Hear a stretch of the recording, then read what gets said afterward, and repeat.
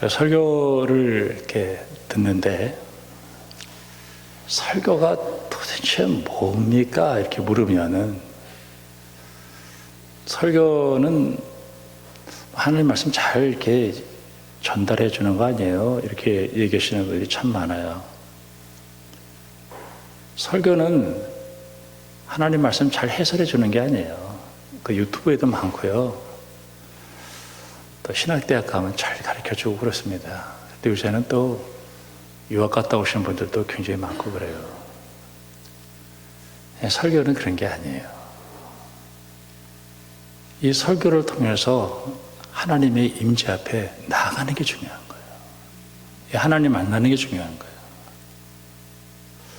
이 지식으로 많이 안다는 게 별로 중요하지 않습니다. 지식이 원하지 않아요. 내 예수님에 관해서 내가 굉장히 많이 알고 있다. 그게 무슨 의미가 있겠어요? 그렇죠? 하나님 만나야지. 내가 오늘 하나님 임재 앞으로 가야지. 오늘 이 말씀을 통해서 하나님의 임재 앞으로 가는 거예요. 교회의 권세. 교회는 사실 권위가 있어야 되는데 지금 교회의 권위는 이미 땅바닥에 떨어졌어요. 왜냐하면은 지금 여러분 전도를 해보면 알겠습니다만은 전도가 잘 안 되잖아요. 예전에는 전도하러 가면은 뭐라고 얘기했냐면은 제가 지금 참 바빠요. 그래서 제가 조금 돈 좀 벌고 가겠습니다. 이렇게 얘기했었어요. 근데 지금은요, 욕을 안 하면 다행이야. 너나 믿어. 이게 참 권위가 떨어졌다는 거예요. 이제 그 대학생들한테 대학에서 전도를 한대, 캠퍼스에서. 그럼 애들이 빨리 주세요, 종이. 내 전화번호하고 이름 적어줄 테니까 가지고 가세요. 세상에. 이게 그 교회의 권세가 떨어졌어요. 이 교회 권위가 떨어진 이유가 뭘까? 세상과 교회가 다를 게 없다는 거예요. 비슷한 거예요.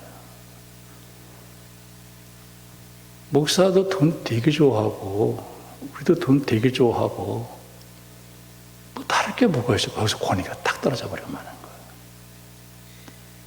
이게 참 문제입니다. 두 번째로는 세속화. 세상이 너무 좋은 거예요. 제가 그 호수공원을 좀 자주 가거든요. 제가 너무 좋아. 세상에 이렇게 좋은 거야. 호수공원에 가서 이렇게 나무들 메타세콰이어, 그다음에 꽃, 세상에 어떻게 이렇게 좋을 수가 있어. 좋아도 너무 좋아. 너무 좋은 거예요. 하나님보다 더 좋은가? 하나님하고 막 비슷한 것 같아. 헷갈려. 너무 좋아. 그 수련이 있는 쪽으로 가가지고 이렇게 보면은 바위에 그걸 보고 거북이라는 사람도 있고 잘하는 사람도 있고 그래. 백구드나 흰구드나 비슷비슷해요. 그거 가지고 싸울 필요는 없고 하여튼 거기에 햇빛을 다 쬐고 있어요. 태양이 너무 좋죠. 그렇죠? 태양이 너무 좋아. 따뜻해. 너무 좋아. 내일이지. 저 태양 저 빛을 잃을 때가 있고 저거 다 휘말려 갈 텐데 너 그러면 어쩔래? 세상에 너무 좋은데 그럼 어쩔래? 그 세상에 다 불타 없어질 건데. 백화점, 현대백화점이나 이런 데 들어가 보면은 간이 갑자기 부어. 너무 좋은 거야. 저 진주, 저 너무 좋아. 그 너무 좋아하지 마세요. 그거 다 불타. 근데 이 세속화가 굉장히 가속화되고 있고 또 교회에 대한 비리는 또 왜 이렇게 많이 나오는지 몰라요. 작은 교회는 참 감사한 게 죄를 지으려도 지을 수가 별로 없어. 뭐 돈이 있어야지 죄를 짓지. 큰 교회들은요, 슬슬 죄 많이 져. 그럼 매스컴에서 그냥 뒤집다 때려. 그럼 반기독교적인 정서가 사람들 마음속에서 확 일어나요. 한 번 그 사건이 매스컴에서 떠드는 순간 10만 명씩 날아간다는 거예요. 내 교회 안 다녀. 오늘 요한계시록을 지난주 보고 며칠 동안 계속 볼 건데, 그럼 요한계시록은 도대체 무슨 책인가요? 이렇게 궁금해하고 또 어려워하는 사람들이 굉장히 많은데, 제가 요새 새벽기도 때 제가 보고 있는데 요한계시록은 굉장히 쉬운 책이에요. 누가 그렇게 어렵다고 자꾸 떠드는지 모르겠어요. 마치 자기 혼자서 푸는 것처럼. 요한계시록은 과거의 책도 아니고 미래의 책도 아니에요. 오늘을 살아가는 나에게 주어지는 메시지예요. 미래에 대한 책을 내가 뭐하러 할 필요가 뭐겠어요. 미래, 어느 날 미래에 일어날 일, 지난 과거 미래에 일어날 일일 수도 있겠지만은 중요한 건 오늘을 사는 나에게 이게 무슨 말씀이냐 하는 게 중요한 거예요.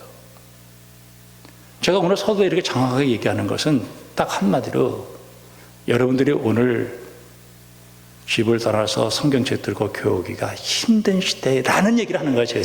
제가 이 얘기하는 거예요. 햇빛은 쨍쨍, 모래는 반짝, 너무 좋잖아요. 요즘 차를 타와요. 그냥 완전 전대동 시스템으로 그냥 뭐 에어컨도 오토야, 핸들 놓고도 잘 가요. 야, 그런 시대 속에서 이렇게 와가지고 가운 입고 앉아가지고 쭈그리고 앉아가지고 예배를 드린다는 게 이게 상상이 되냐고, 이게. 근데 뭔가 있기 때문에 온 거잖아요. 그렇죠? 자, 그럼 성경에서 오늘 요한계시록을 읽었는데 요한계시록을 목사님 쉽게 좀 얘기해 주실 수 있을래요? 제가 간단하게 얘기할게요. 우리나라가 일제 제국주의 압제와 강압 속에서 살았던 적이 있었어요. 전 그때는 안 살았는데 그때 안 산 거 너무 감사해요. 그때 살았더라면 어떻게 했어요? 근데 전 6.25도 경험 안 했으니까. 근데 그때 교회가 이 요한계시록을 많이 읽었어요. 어느 목사님은 10,000번을 읽었더니 10,000번. 그림으로도 그려요. 그럼 왜 요한계시록을 그렇게 많이 읽고 위로를 받고 소망의 말을 들었을까? 일본은 망한다, 이 얘기예요. 그리고 교회는 승리한다, 이 얘기예요. 그러니까 일제가 제발 요한계시록 좀 읽지 마세요, 그랬어요. 자, 오늘 우리가 이 말씀을 읽을 때 무슨 얘기냐면 세상은 망한다는 얘기하는 거예요. 그리고 하나님의 교회는 승리한다. 저는 하나님의 교회 승리를 확신해요. 그리고 하나님의 교회는 희망이 있어요. 지금도. 우리가 지난주 설교를 하면서 요한계시록 5장을 봤는데 5장 8절 말씀에서 보면은 금대접을 가지고 천사가 하나님 배에 올라갔을 때 그 금대접의 그 향은 성도의 기도다라고 얘기했어요. 8장 4절에서도 향연이 성도의 기도와 함께 천사의 손으로부터 하나님 앞으로 올라간다. 그러니까 그 당시 교회들이 동서남북에 막히고 캄캄할 때 할 게 한 가지밖에 없었어요. 기도하는 것뿐이 없었어요. 하나님은 그 기도를 들으신다, 이렇게 얘기하고 있는 거예요. 그 기도에 대한 응답이 7인, 7나팔, 7대접이라고 그랬습니다. 별로 중요한 건 아니라고 그랬어요. 내용은 하나님의 교회를 힘들게 하는 모든 악한 것들은 하나님이 심판하신다. 그리고 주님의 교회는 승리한다, 이 얘기를 하는 거예요. 사도행전 12장이 생각이 나는 거예요. 저는 설교를 그렇게 오래 준비하지 않습니다. 한 1시간 정도 준비하는데 그때 말씀들이 여러 개가 떠올라요. 그럼 그걸 이제 쭉쭉쭉 받아가지고 설교하는데 사도행전 12장이 딱 떠오르는 거예요. 거기에 헤롯이라는 왕이 교회를 박해를 해요. 그래서 요한의 형제 야고보를 칼로 죽였어요. 베드로를 잡아가지고 옥에 집어넣었어요. 그때 교회가 간절히 기도했어요. 하나님이 그 기도를 들으시고 천사를 보내서 베드로를 풀어주었어요. 베드로가 성도들이 기도하는 집에 와서 문을 두드리니까 로데라고 하는 그 계집 여자애가 하나 나와가지고 베드로의 소리가 막 들리는 거예요. 너무 놀래가지고 문도 안 열어주고 집에 들어가가지고 베드로가 돌아왔습니다 그랬더니 사람들이 너 미쳤냐? 지금 베드로 가봐. 자기들이 풀어달라고 그렇게 기도해서 하나님이 풀어줬는데 그걸 미쳤다라고 얘기한 거예요. 그 다음에 얘기가 참 재밌습니다. 헤롯이 옷을 입고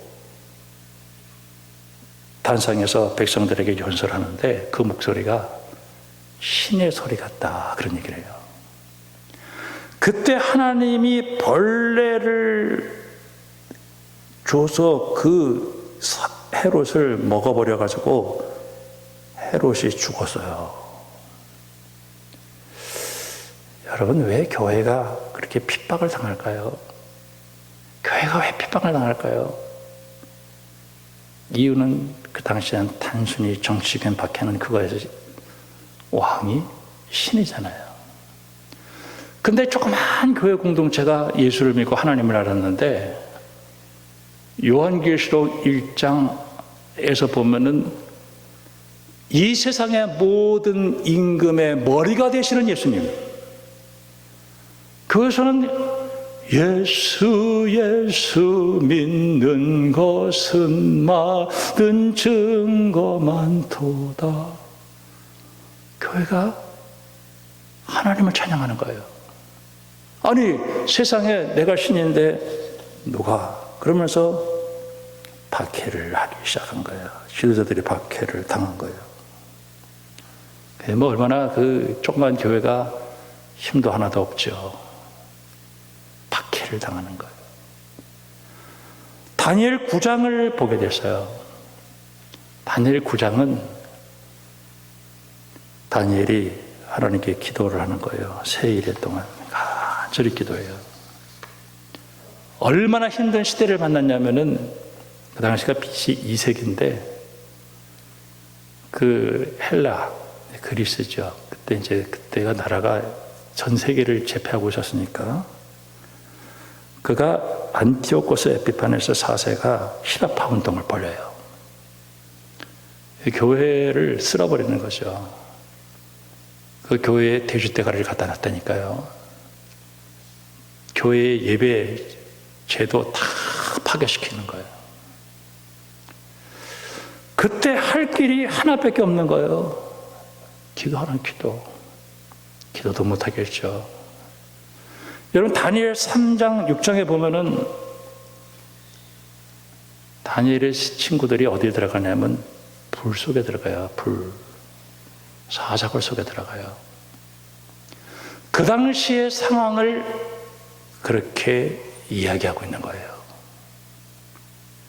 여러분 오늘 우리가 살아가는 시대를 이렇게 보면은 그 당시에 우리가 다를 게 하나도 없어요. 지금도 적당히 그냥 뭐 이렇게 하면은 그냥 적당히 사는 거예요. 이 시대에 하나님의 종으로 내가 구별돼서 나는 죄에 타협하지 않고 믿음으로 살아가려고 하는 사람에게는 그런 괴로움이 있어요. 그러면서 기도를 할 때 하나님이 들어주시는 거예요. 다니엘 11장쯤에 가보면은 남한국하고 북한국이 싸워가지고 큰 싸움을 하는데 그 중간에 이스라엘이 딱 껴 있었단 말이에요. 한쪽이 질 거 아니에요. 지다가 도망가면서 이스라엘을 다 입었어요. 팔고 나갔어요. 그리고 사라져버리고 말아요. 역사 속에서. 저는 그걸 보면서 참 신비스럽다. 저는 지금을 이 시대를 살아가면서 교회에 참 약한 곳이 교회입니다. 여러분, 교회를 소중하게 여길 수 있기를 주님의 이름으로 축원합니다. 왜냐하면 하나님은 교회를 통해서 역사하시고 계시기 때문에 그래요. 여러분, 교회에서 지금 목사잖아요. 저하고 여러분하고 만약에 싸움이 벌어지고 전쟁하면은 누가 이길까요? 목사가 이겨요? 목사는 말을 못해요. 그런데 그걸 건드리면 큰일 나는 거예요. 왜? 하나님이 지키시기 때문에 그래요. 저는 이 묵시가 이 다니엘서하고 이 요한계시록인데 너무 힘든 시대를 만난 거예요. 그게 지금 이 시대하고 똑같은 거예요. 만약에 여러분들도 신앙생활 내려놓고 그냥 세상으로 간다고 하면은 그런 얘기 들을 필요도 없고 박해 받을 필요도 없어요. 그냥 좋은 게 좋은 거예요. 자, 오늘 말씀을 보면은 7장 14절 끝에 이는 큰 환난 가운데서 나오는 자들인데, 이 말이 이제 큰 환난 가운데. 오늘 그 당시 상황은 얘기 않았지만 지금 상황 속에서도 제가 잠깐 얘기했습니다. 큰 환난 가운데 나왔다. 이들은 어린 양의 피로 그곳을 희귀했다. 그리고 하나님 보좌 앞과 그의 성전에서 밤낮 하나님을 섬기고 보좌 앞에 앉으신 이가 그들 위해 장막을 치워주었다. 다시는 목마르지도 아니할 것이다.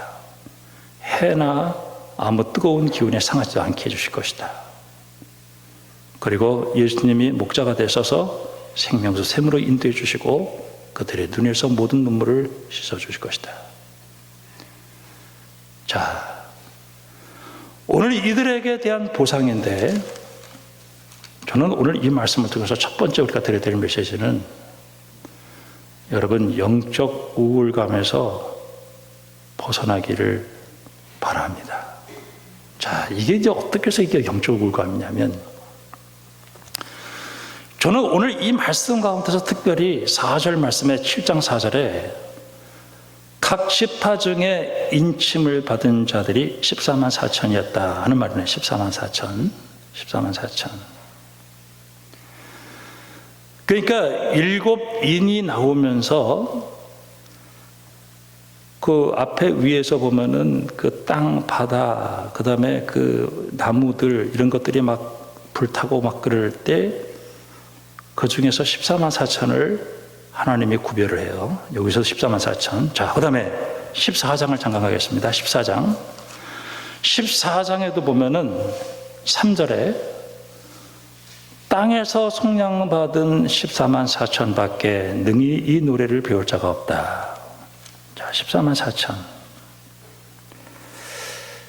제가 14만 4천이라는 것에 대해서 제가 깊은 관심을 가지고 기도를 했어요. 야, 14만 4천이 뭘까? 요새 그 14만 4천을 가지고 재미 보는 사람들이 있어요. 제가 14만 4천을 가지고 생각을 했죠. 야, 도대체 이 14만 4천이 도대체 뭘까? 저는 이 14만 4천이 그러면서 14만 4천에 대해서 생각을 했죠. 그리고 이 14만 4천이 찬송을 했고, 이게 뭘까 생각을 했죠. 근데 열왕기상 19장이 탁 떠오르는 거예요. 열왕기상 19장. 열왕기상은 어떤 시대였었냐면은 이스라엘이 가나안 땅에 들어가서 하나님 이제 물질이 풍요해졌어요. 물질이 풍요해지니까 사람이 물질이 풍요해지고 힘이 생기면 뭐예요? 쾌락을 따르게 되어 있어요. 인간은 쾌락을 따르게 되어 있어요. 반드시 쾌락으로 가게 되어 있어요. 그 쾌락이 연결되어 있는 종교가 바알 종교라는 거예요. 바알 종교에 미치는 거예요. 나 완전히 떠날 수는 없고 반쯤 왔다 갔다 해. 그때 갈멜산으로 불러 모아. 그래가지고 바알 선지자 450, 아세라 선지자 400하고 갈멜산에서 엘리야가 기도를 하는데 응답해달라고 기도해. 850이 뭐 별짓을 다 해도 응답이 없어. 엘리야가 나의 하나님 응답해달라고 그랬을 때 하늘에서 불이 내려서 응답을 해주신 거예요. 그 현장을 누가 봤어요? 아합 왕이 봤어요. 아합 왕이 그 정도 됐으면은 바알을 버리고 회개해야 되는데 이게 회개하지 않고 눈물을 흘리고 지 마누라한테 간 거예요. 이세벨이 이방 여인이고 바알을 가지고 들어온 여자 아니에요? 그 이세벨이 성질을 확 내면서 내가 엘리야 때려 죽여버릴 거야. 바알 선지자, 아세라 선지자 850명이 기소시내가에서 유혈 사태로 죽어버렸어요. 그러니까 엘리야가 영적 전쟁 후에 가뜩이나 번아웃되어 있는 상태 속에서 뒤집다 도망친 거예요. 어디로 도망쳐요? 로뎀나무 밑으로 가는 거죠. 호렙산으로 들어가는 거죠. 그때 엘리야가 하나님께 뭐라고 그러냐면 하나님 나 죽여주세요. 그래요. 나 죽여주세요. 이 세상 사람 다 바르게 불고 나쁘게 안 남았습니다. 나 죽여주세요. 내가 좀 하나님한테 열심히 살아서 내가 이렇게 했는데 내가 이세벨에게서 죽게 생겼어요. 근데 하나님이 엘리야에게 하는 말이 있어요. 바알에게 무릎 꿇지 않는 7,000명을 내가 예비해 놨다라는 얘기를 하는 거예요. 여러분, 이 7이라고 하는 수는 셀 수 없는 무한수예요. 거기에 1000이에요. 10의 3승이에요. 네가 생각할 때는 너 혼자서 지금 살아있는 것처럼 보이지만 우리 주님이 지금도 바알에게 무릎 꿇지 않는 7,000명이 있다라는 얘기를 하는 거예요. 저는 이 시대를 살아가면서 가끔 그럴 때가 있어요. 교회 다 썩었어. 다 썩었어. 아이, 목사들도 다 썩고. 도대체 이게 뭐야. 정유정이를 왜 때려 죽여가지고 이름 정유진이야, 그치? 유정이. 유정이 이름 바꿔야 될 것 같아. 참, 유정이 이름 니사장에서 정유정이 고유정이야? 고유정이야? 근데 그거를 이렇게 보는 거죠. 하나는 그 개인의 문제로 볼 수 있어요. 다른 사람 다 잘 사는데 너는 왜 그렇게 시기 질투해가지고 그 개를 죽이는 거야? 이렇게 얘기할 수 있고, 하나는 그 애가 나올 수밖에 없는 사회를 보는 거예요. 얼마나 힘들면 그렇게 때려 죽였을까? 그 사회를 보는 사람들은 진보적이라고 얘기하고요. 그 개인을 탓으로 돌리는 사람은 보수적이라고 얘기를 하는 거예요, 보통. 그래서 어디를 갔든 간에 굉장히 힘든 시대다는 생각을 하는 거죠. 저는 이 시대를 살아가면서 맞아. 다 썩었어. 아유, 다 썩었어. 그때 하나님이 요한이 반모섬의 1장에서 유배돼가지고 그 사람들이 확 떠나가기 시작하는 거예요. 교인들이 다. 히브리서 같은 경우에서는 뭐 혼자 남을 정도로 힘들었으니까. 그때 하나님이 하는 말이 그거예요. 3 곱하기 4가 뭐예요? 12. 12 곱하기 12는 뭐예요? 144. 10의 3등은 1000. 144 곱하기 1000, 14만 4천. 이게 무슨 소리냐면, 7장에서 보면은 하나님이 인친 사람을 해하지 말라 이렇게 얘기했어요.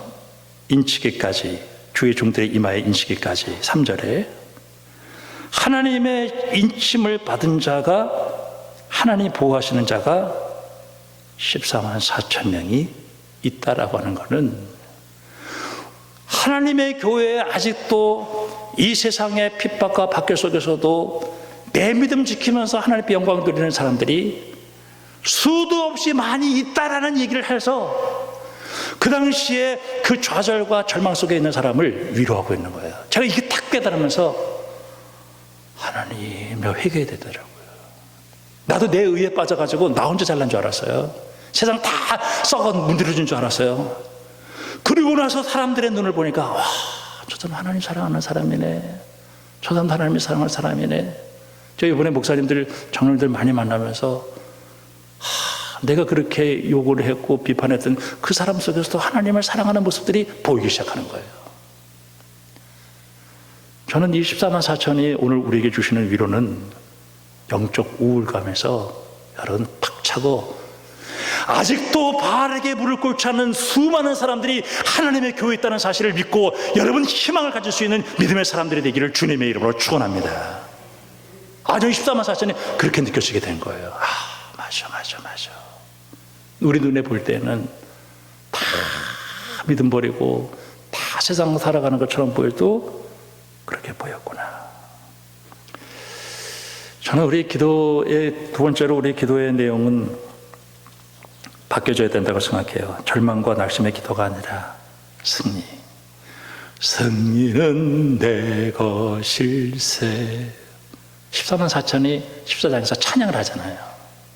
찬양은 승리한 사람이 할 수 있는 특권이에요. 세상 노래가 아니에요. 하나님이 뭔가 나한테 해준 게 있어요. 요한계시록 21장에 보면은 새하늘과 새 땅이 나타나는 게 그게 신천지예요. 새하늘과 새 땅. 저는 우리 한국교회가 회개해야 돼요. 왜 구원이 구원파에게 갔고 귀신 논리에게 갔고 새하늘과 새 땅이 왜 거기 갔을까? 교회가 그 얘기 안 했거든요. 교회는 무슨 얘기만 했는지 아세요? 예수 잘 믿으면 잘 먹고 잘 산다 그 얘기했어요. 돈 버는 얘기만 뒷다 했어요. 예수 믿으면 지하에 살다 2층으로 올라갑니다. 예수 믿으면 뺀 이 얘기만 했다고요. 성경적이지 않아요.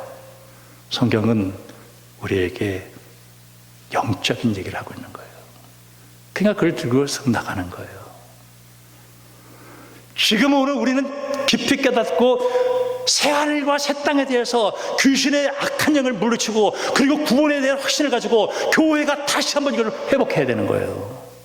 저는 그렇게 생각합니다. 오히려 감사하죠. 그들이 외쳐준 것에 대해서 성경을 통해서 보는 거예요. 요한계시록 21장에 여러분이 앞으로 가서 천국에 가서 살 텐데 천국에 여러분 금이 어떻게 되세요?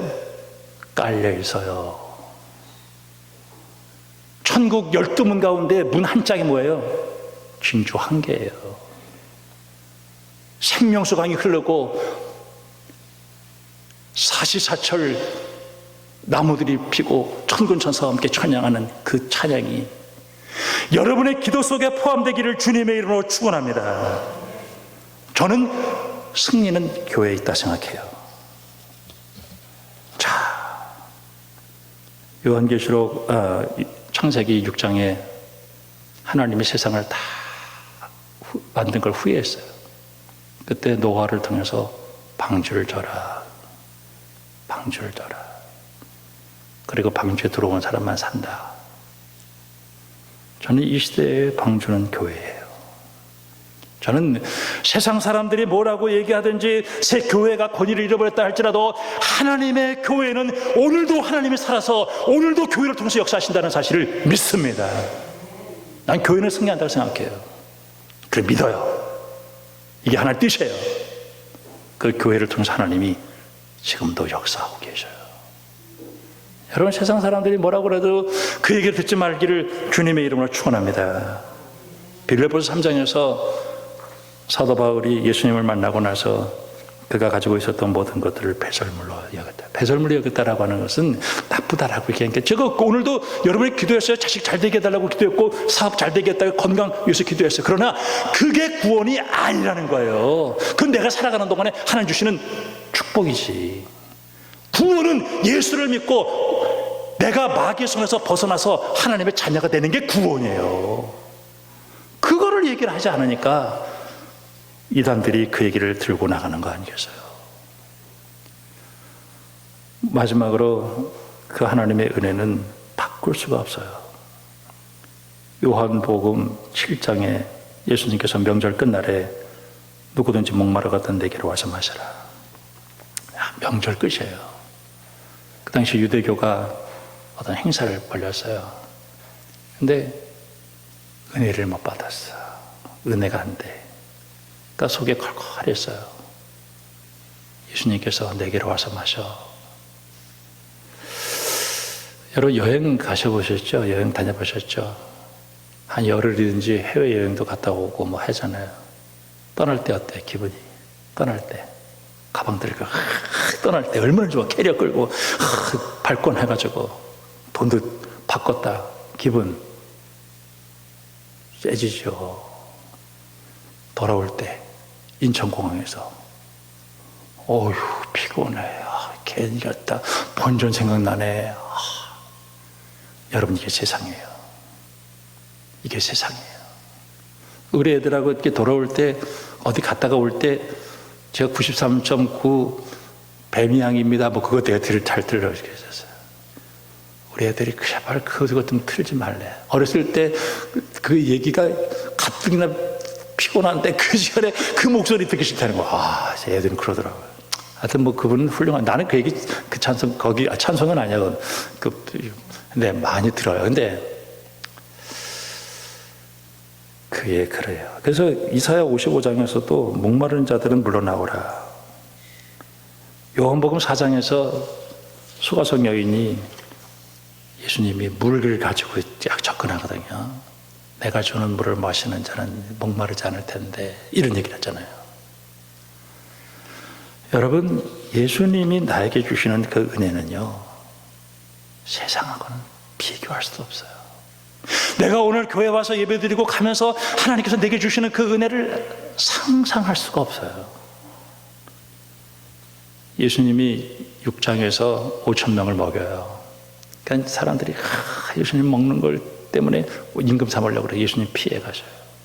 예수님께서 뭐라고 말씀하시냐면 그거 썩어질 거야. 나는 생명의 떡이야. 나는 내 피는 참된 음료야. 나를 먹어. 그러면 영원히 살아. 사람들이 무슨 말인지 못 알아듣는 거예요.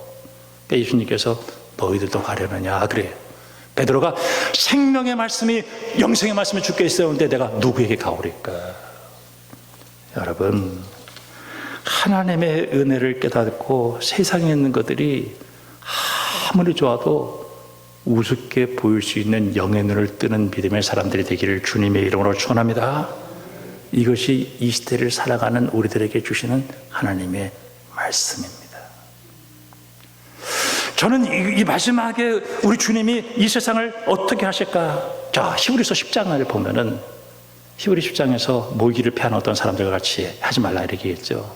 그때 사람들이 다 세상의 핍박과 박해와 유혹 속에서 떨어져 나가는 거예요. 그때 1장부터 시작하는데 야 천사? 예수님하고 어떻게 비교를 해? 모세? 어떻게 예수님하고 비교해? 여호수아? 어떻게 예수님과 비교해? 구약에 있는 모든 제사장 다 어떻게 비교해? 비교가 안 돼. 예수님 버리면 안 돼. 그 예수님 안에서 주시는 신령한 은혜, 그 은혜를 깨달아야 되는 거예요. 그러면서 11장에서 그렇게 살았던 사람들에 대해서 쫙 얘기하고 12장에서 연단을 얘기하고 거기서 원망 불평했던 에서에 대한 얘기를 딱 하고 나서 13장에서 얘기를 하는데 뭐라고 얘기냐면 13장이 뭐냐면은 그 당시에 교회가 건물이 다 파괴되는 거예요. 그때 새로운 예배를 얘기하는데 참미의 제사와 나눠주는 예배를 하면서 예배를 드리자라는 얘기를 하는 거예요. 저는 지금도 오늘 이 말씀을 통해서 하나님이 나에게 주신 말씀이 뭘까? 교회는 하나님이 오늘도 역사하시는 현장이에요.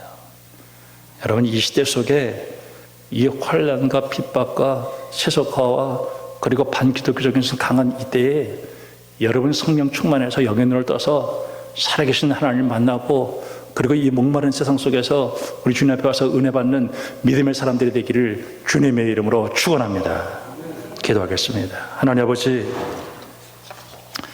은혜 받게 하시고 죄의 영광 가운데 살아가는 죄들이 되어줄 수만 있도록 축복해 주시옵소서.